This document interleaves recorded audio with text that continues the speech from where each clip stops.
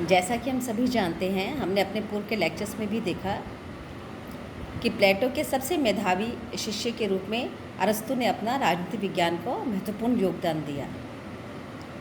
प्लेटो उनके गुरु थे और प्लेटो के गुरु थे सुकरात। गुरु और शिष्य की इस त्रयी में किस गुरु से किस शिष्य ने क्या ग्रहण किया, उसका एक तुलनात्मक विवेचन मैं प्लेटो एवं अरस्तु के संदर्भ में आपके सम्मुख करती हूँ।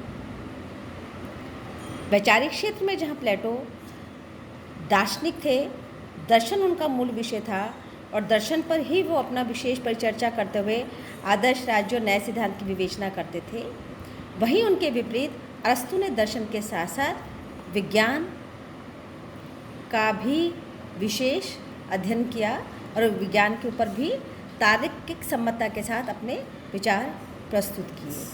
चूँकि प्लेटो मूलतः दार्शनिक थे और दर्शन उनका मूल विषय था, इसलिए उनके अधिकतर विचार अमूर्त, काल्पनिक और आदर्शवादी हैं, जबकि तार्किक अध्ययन के कारण और वैज्ञानिक तथ्यों से विवेचन करने के कारण अरस्तु का दृष्टिकोण, अरस्तु का वैचारिक क्षेत्र आनुभाविक है, व्यवहारिक है और तार्किक है।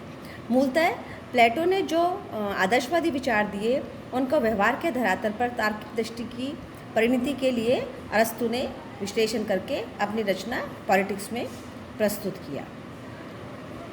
प्लेटो ने अपनी मूल रचना है रिपब्लिक, जो सबसे ज़्यादा चर्चित है और जिसमें उन्होंने अपना मूल आदर्श राज्य और न्याय के सिद्धांत का विचार प्रस्तुत किया है। वहीं अरस्तु की अन्य रचनाओं में सबसे महत्वपूर्ण रचना है पॉलिटिक्स, जिसमें उन्होंने अपने आदर्श राज्य या उपादर्श, प्लेटो के उपादर्श और अरस्तु के आदर्श राज्य और अन्य राजनीतिक विचारों का निष्पादन किया है। रिपब्लिक मूलतः संवाद शैली पर आधारित है, जिसमें अलग अलग पात्र हैं और पात्र अपने वैचारिक विश्लेषण के द्वारा, संवाद के द्वारा नए नए निष्कर्षों तक अपने सिद्धांतों को लेकर जाते हैं।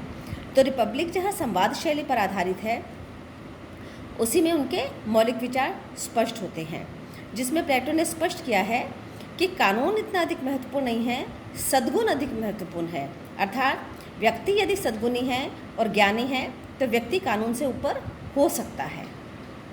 लेकिन इसके विपरीत अरस्तु ने अपनी पुस्तक पॉलिटिक्स में धर्म एवं विज्ञान को आधार मानते हुए प्रत्यक्ष अनुभव पर आधारित उदाहरणों को या निष्कर्षों को अधिक महत्वपूर्ण माना।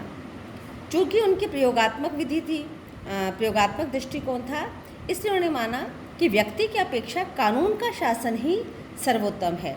कानून के शासन से इतर व्यक्ति के शासन को अधिक अच्छा उन्होंने नहीं माना। अर्थात यह व्यक्ति यदि सद्गुणी है, दार्शनिक है तो महत्वपूर्ण है और यह कानून अधिक महत्वपूर्ण है। वैचारिक अभिरुचि की दृष्टि से देखिए कि प्लेटो और अरस्तु में मौलिक अंतर क्या है।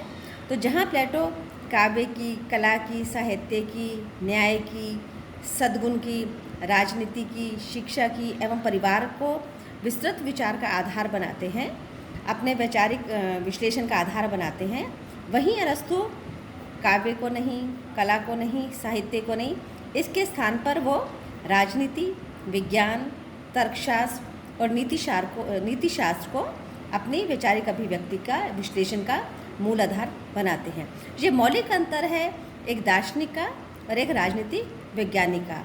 ये मौलिक अंतर है प्लेटो के उस दृष्टिकोण का जिसको अरस्तु ने पूरी तरह से स्वीकार नहीं किया।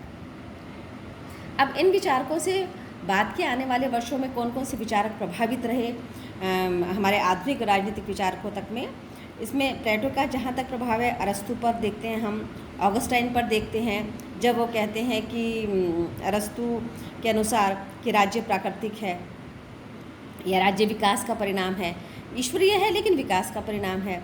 तो ऑगस्टाइन पर भी हम वो प्रभाव देखते हैं, सिसरो पर देखते हैं,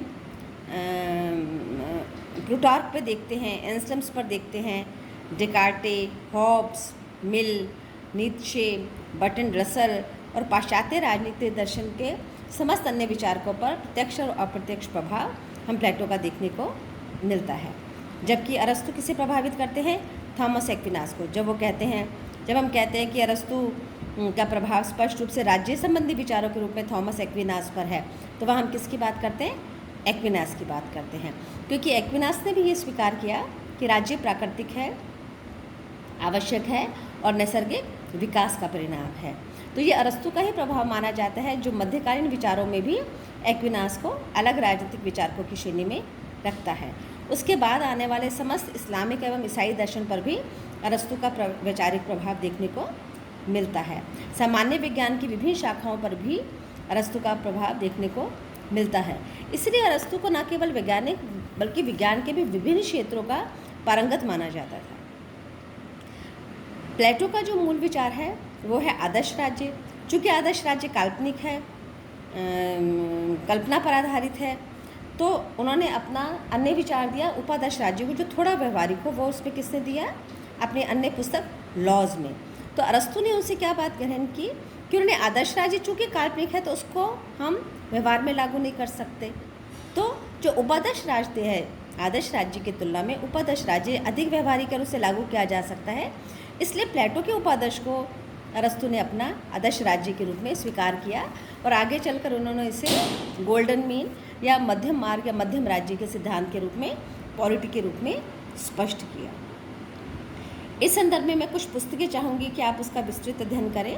हम रिपब्लिक और पॉलिटिक्स और इनके अन्य पुस्तकों के अलावा कुछ जो रेफरेंस बुक्स हैं उसमें जैसे फोस्टर की है, एम.बी. फोस्टर की मास्टर्स ऑफ पॉलिटिकल थॉट, उसमें भी बहुत अच्छा विश्लेषण किया गया है। डनिंग की हिस्ट्री ऑफ पॉलिटिकल थीरीज, उसमें हम बहुत अच्छा वैचारिक विश्लेषण देख सकते हैं, टीकाएँ देख सकते हैं। हम सेबाइन की पुस्तक देख सकते हैं पॉलिटिकल थ्योरी वाली। तो अरस्तु और प्लेटो एक गुरु एवं शिष्य की ऐसी परंपरा का विश्लेषण करते हैं जिसमें शिष्य प्रखर और मेधावी होते हुए गुरु के उन मौलिक विचारों को भी अस्वीकार कर सकता है और नए विचार देने की दिशा में आगे बढ़ सकता है।